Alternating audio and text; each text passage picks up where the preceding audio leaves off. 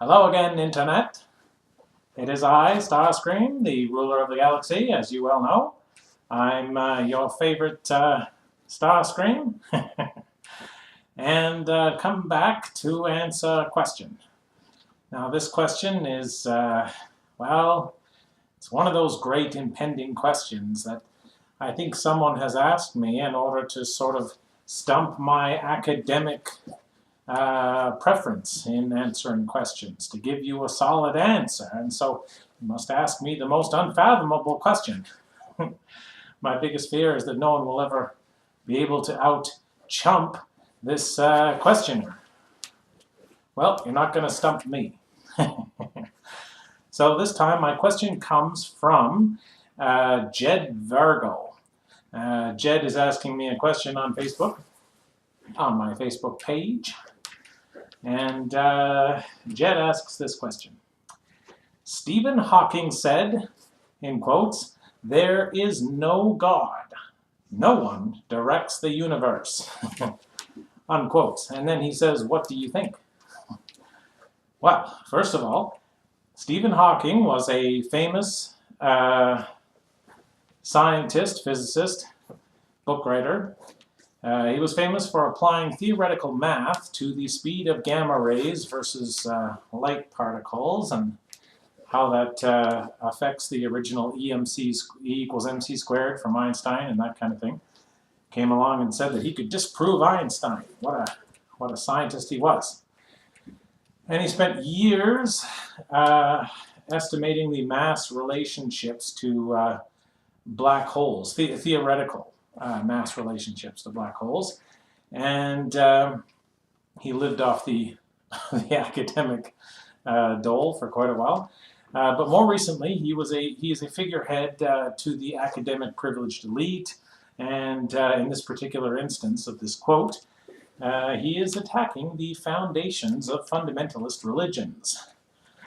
These religions are otherwise simply protected by the constitutional laws, mildly protected, but also it is popular these days to demonize clerical churches. These days it is very popular to attack the fundamentalist churches, which do have a lot of problems, but they are currently our best place outside of government for people to gather in mass and hopefully to come to decisions and rulings and thinkings and processes outside of the ever watchful eye of government. That kind of thing.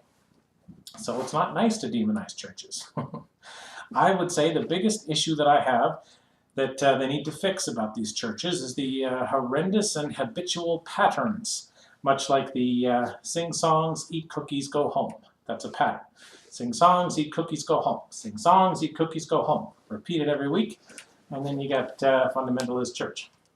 Nothing really wrong with cookies or singing, but we're not getting anywhere. As for your God part of the question, as for God, and this is, as it is much often simplified, or as simplified as the term tends to be these days, you need to look at history. You need to look at all of history in order to understand the meaning of God, and so that I can possibly answer you. And I'm reading my answer. Imagine if I had to memorize this answer or pull it out of my brain, my ever-active brain. So my answer I wrote, it seems that you may be referring to the one God of Abraham, of the new Israelites, or Israelites,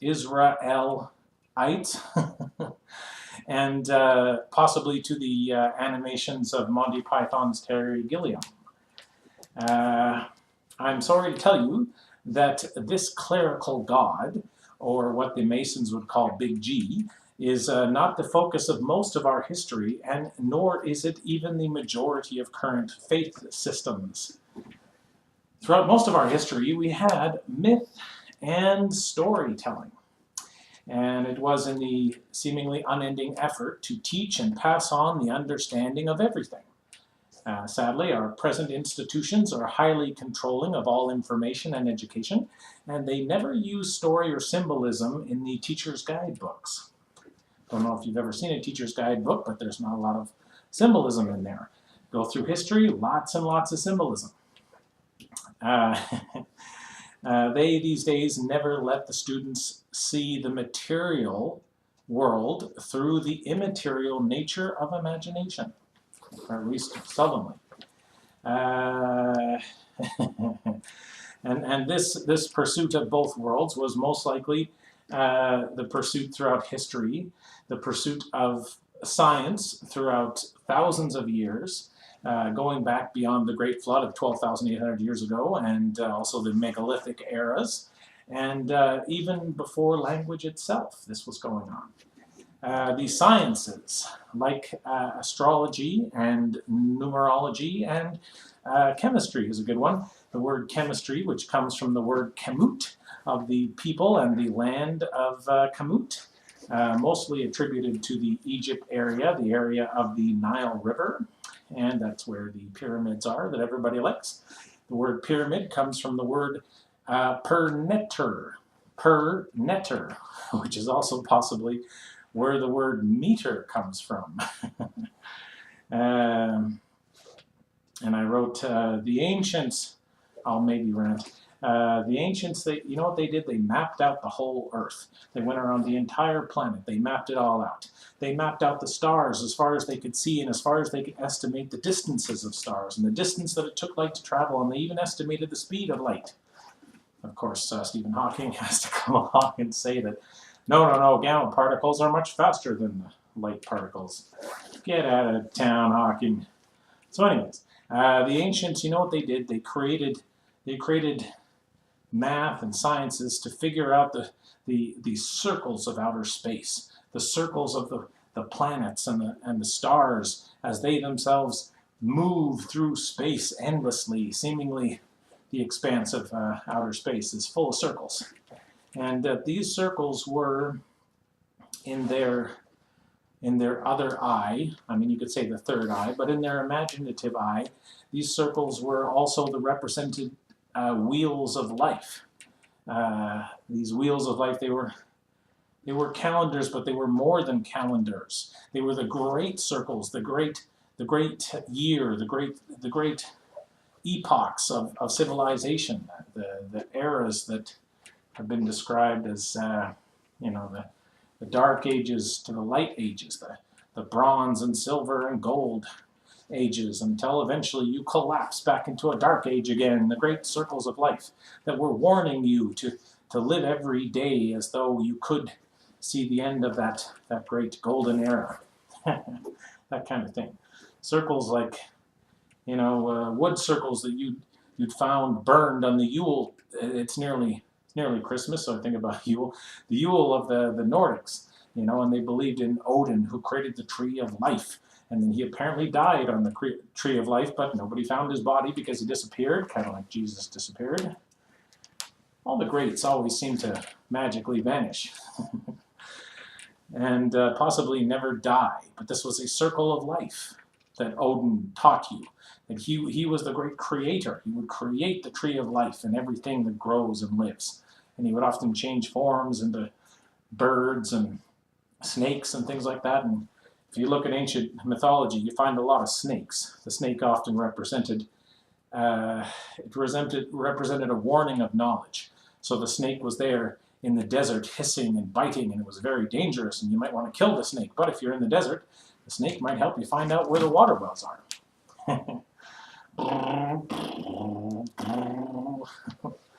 Okay, so enough about the ancients. Let me read. I wrote the separate but integral methods of belief and learning, big G and little g, as the Master Masons would call it. This has been almost lost to us these days. And I wrote I went on about the Masons, the secret or semi-secret guilds of man. They go back to the Templars, the Temple of Man, the Templar Knights and the Temple of Man, and even further. But I like the Temple of Man. I like the Temple Luxor in Egypt. Or Kamut, if you will. I think Kamut meant the land of many homes or something like that. And some people estimate that Kamut was the real name of the ancient civilizations, not Atlantis. A lot of people think Atlantis is actually a misspelling, like the telephone game, of the city Tartessos in Spain, which is a day's boat ride from the Cliffs of Hercules. Currently under mudflats. Okay. What did I write?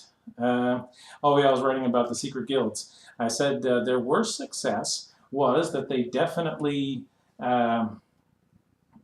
had secret, shadowy, esoteric, veiled darkness around their guilds, which you needed illumination in order to understand, or you needed special hand signs and handshakes and things in order to get in, that kind of thing. But they were a little too secretive.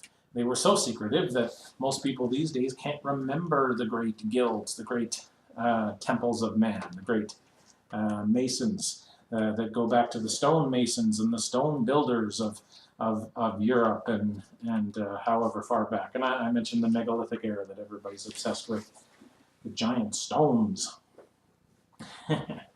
Okay, finally I will wrap this up.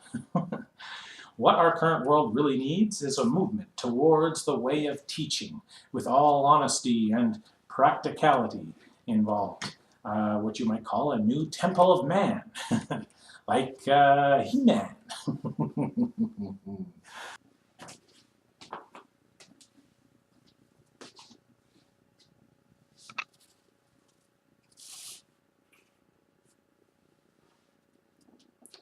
Did someone say the temple of He-Man? I accept.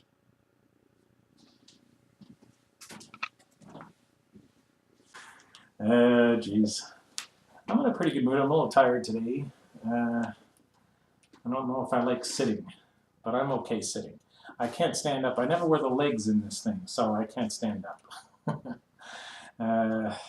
Well, I might mention that I don't mind answering one question alone, but I think maybe it's fun for people if I answer more than one question. So for those of you out there who enjoy my answers, the great and undefeated, unchallenged answers of StarScream, then go ahead and ask me some more questions and I will answer you. And I will constantly open up the door to people who want to ask me a question from the internet, and I will answer you, internet.